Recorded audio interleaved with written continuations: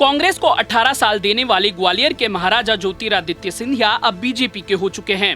सोनिया गांधी, राहुल गांधी और प्रियंका गांधी के बाद गांधी परिवार के चौथे सदस्य के रूप में ज्योतिरादित्य सिंधिया को जाना जाता था। लेकिन कांग्रेस में दो दिग्गजों की राजनीति का शिकार हुए ज्योतिरादित्य सिंधिया को बीजेपी में मिल पाएगी खास तवज्जो, जानने के लिए देखिए पॉलिटॉक्स की ये खास रिपोर्ट। ये है टॉक्स न्यूज नेटवर्क और आप देख रहे हैं पॉलिटॉक्स, राजनीति का कच्चा चिट्ठा। कांग्रेस को 18 साल देने वाले ग्वालियर के महाराजा ज्योतिरादित्य सिंधिया अब बीजेपी के हो चुके हैं। राजमाता के बाद वसुंधरा राजे और यशोधरा राजे पहले से ही बीजेपी में हैं। वहीं ज्योतिरादित्य यानी महाराज भी अब बीजेपी की आवाज को बुलंद करेंगे। लेकिन क्या बीजेपी में सिंधिया की महत्वाकांक्षाओं को सम्मान मिलेगा? वहीं सवाल यह भी उठता है कि ऐसा भी क्या हुआ जो ज्योतिरादित्य सिंधिया को भाजपा का दामन थामने के लिए मजबूर होना पड़ा। इससे जुड़े दो बड़े पहलुओं को समझा जाना जरूरी है। पहला पहलू कमलनाथ और दिग्विजय सिंह की जोड़ी से जुड़ा है, तो दूसरा सोनिया गांधी और राहुल गांधी की कमजोरियों से।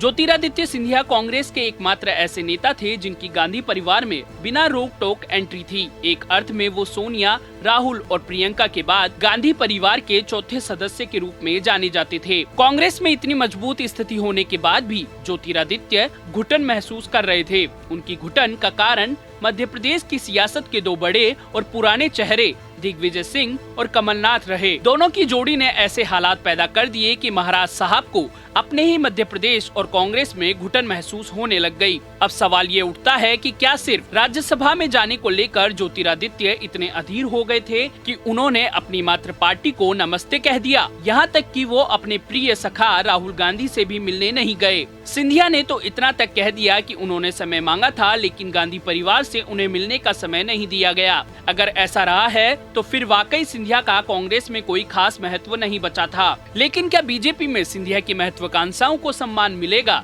नहीं, ऐसा लगता नहीं है कि सिंधिया के लिए बीजेपी में जाना मजबूरी हो सकती है। लेकिन भाजपा के लिए ऐसी कोई मजबूरी नहीं है कि वो सिंधिया की शर्तों को जो का त्यों माने। हाँ, सिंधिया को भाजपा की राष्ट्रीय राजनीति में मौका जरूर मिल सकता है। राज्यसभा के बाद उन्हें कैबिनेट मंत्री भी बनाया जा सकता है। लेकिन यह सिंधिया के लिए कोई नई बात नहीं है। वो 4 बार सांसद रहने के साथ कांग्रेस सरकार में केंद्रीय मंत्री रह चुके हैं, इसलिए उनके जीवन के लिए यह कोई बड़ी उपलब्धि नहीं होगी। दूसरी बात, बीजेपी में समर्पित नेताओं की लंबी फहरिस्त है जो संघ की पृष्ठभूमि से आते हैं। इन नेताओं को साइड में करके कोई भी बीजेपी में अपना स्थान नहीं बना सकता। यह तो जग जाहिर है कि बीजेपी अपने महत्वपूर्ण दायित्व संघ पृष्ठभूमि के नेताओं को ही सौंपती है। ऐसे में ज्योतिरादित्य सिंधिया को तात्कालिक सियासी फायदा तो बीजेपी से मिल सकता है, लेकिन लंबे समय में ज्योतिरादित्य को भाजपा में बड़ा मुकाम मिलना मुश्किल है। खुद सिंधिया की भुआ यशोधरा राजे मध्य प्रदेश में बीजेपी की नेता हैं, लेकिन बड़ी भूमिका में नहीं हैं।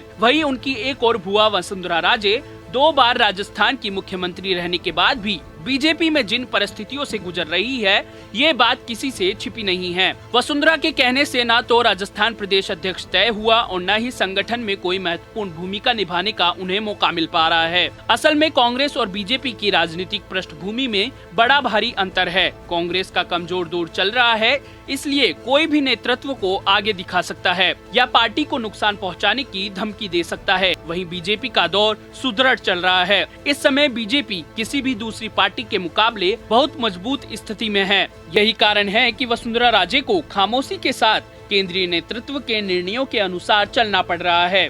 वहीं मध्य प्रदेश में कांग्रेस में जान फूंकने वाले ज्योतिरादित्य सिंधिया के जाने से कांग्रेस के ही कमजोर होने के बड़े संकेत दिख रहे हैं। यह इस बात की पुष्टि भी है कि कांग्रेस में गांधी परिवार भले ही प्रमुख और निर्णायक हो, लेकिन धरातल पर वो भी कमजोर ही नजर आ रहा है। मध्य प्रदेश के मामले में समय रहते गांधी परिवार ने ठोस कदम उठा लिए होते तो ज्योतिरादित्य सिंधिया जैसे नेता को कांग्रेस को खोना नहीं पड़ता और न ही मध्य प्रदेश में सरकार के लिए खराब स्थिति पैदा होती। इस सियासी हलचल से तो राजस्थान भी अछूता नहीं चल रहा, लेकिन यहाँ अभी ऐसे कोई हालात नहीं बने हैं कि मध्य प्रदेश जैसी स्थिति का सामना कांग्रेस को करना पड़ जाए। 3 घटनाओं से समझा जा सकता है कि ज्योतिरादित्य कैसे 2 अनुभवी खिलाड़ियों की राजनीति का शिकार हुए। ज्योतिरादित्य मध्य प्रदेश में 2018 में हुए विधानसभा चुनाव के दौरान कांग्रेस के बड़े चेहरे थे। उन्होंने दिन रात मेहनत कर 15 साल से सत्ता पर काबिज बीजेपी को पटकनी देकर कांग्रेस का राज स्थापित करने में महत्वपूर्ण भूमिका अदा की। लेकिन जब मुख्यमंत्री बनने की बात आई तो कमलनाथ बाजी मार ले गए। उस घटनाक्रम में भी दिग्गी राजा की बड़ी भूमिका थी। राहुल गांधी भी किसी मजबूत नेतृत्व की भूमिका में नजर आए और उन्होंने ज्योतिरादित्य को समझा बुझाकर शांत कर दिया।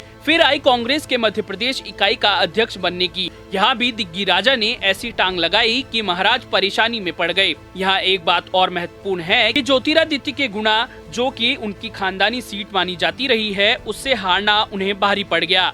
इस सीट से हारने के बाद महाराज की साख में कमी आई, जिसका फायदा दिग्गी राजा और कमलनाथ ने उठाया। सब तरह का प्रयास करने के बाद भी ज्योतिरादित्य सिंधिया मध्य प्रदेश कांग्रेस के अध्यक्ष की सीट पर नहीं विराज पाए। तीसरा मौका आया सिंधिया के मध्य प्रदेश से राज्यसभा में जाने का, लेकिन पिछली दोनों बार की तरह इस बार भी कांग्रेस ने पक्षपात वाली नीति अपनाई और सिंधिया के लिए राज्यसभा में जाने को लेकर भी अड़चनें खड़ी कर दी। इन्हीं घटनाओं को ज्योतिरादित्य ने अपने स्वाभिमान और प्रतिष्ठा का प्रश्न बना लिया। इन सारी परिस्थितियों से जूझ रहे ज्योतिरादित्य को गांधी परिवार से भी ऐसे कोई संकेत नहीं मिले कि उन्हें अपनी इज्जत बचाने का कोई भरोसा मिल सके। बीजेपी भी इसी मौके में थी और यहीं मध्य प्रदेश की राजनीति में सियासत का बड़ा खेल हो गया। महाराष्ट्र से जुड़े 22 विधायक बीजेपी सरकार वाले राज्य के बेंगलुरु शहर के एक रिसोर्ट में पहुंच गए। वहीं महाराज खुद अमित शाह के साथ प्रधानमंत्री के घर गए। इधर भाजपा के राष्ट्रीय अध्यक्ष जेपी नड्डा ने ज्योतिरादित्य को बीजेपी की सदस्यता दिलाई, तो वहीं बीजेपी ने उन्हें मध्य प्रदेश से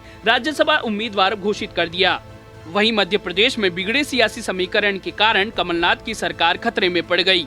इन सभी घटनाक्रम के बीच गांधी परिवार को एक बात तो समझनी होगी कि कांग्रेस की सेकंड लाइन को पहली पंक्ति में खड़े नेताओं की सियासत से महफूज रखना होगा। यदि कांग्रेस आला कमान यह कर पाने में विफल रहा तो फिर नरेंद्र मोदी का कांग्रेस मुक्त भारत का सपना पूरा होने से कांग्रेस खुद नहीं रोक पाएगी। पॉलिटॉक्स ब्यूरो, दिल्ली। ये है टॉक्स न्यूज नेटवर्क और आप देख रहे हैं पॉलिटॉक्स, राजनीति का कच्चा चिट्ठा।